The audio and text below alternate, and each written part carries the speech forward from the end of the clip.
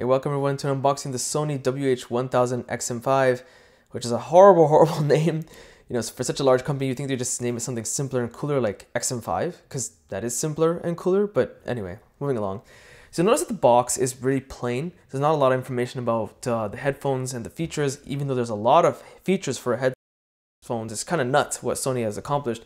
And that's because they kind of boast that the packaging and material is based a lot of it on recycled material.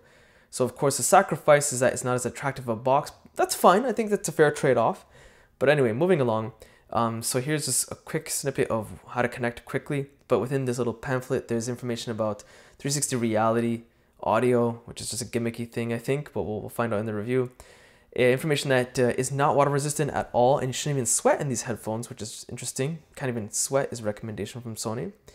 And then some safety and warranty information, and yeah, there's nothing really fun to read unless that's your thing. Hey, not judging you, but have fun being bored.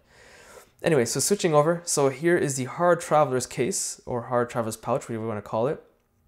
As you should be expecting from such a large, hefty price tag, especially here in Canada, it's about $500 plus tax on top of that. So it's not cheap, these headphones. So going over to the contents of the packaging. Well, I opened it in the wrong order, wrong direction rather, but not a big deal.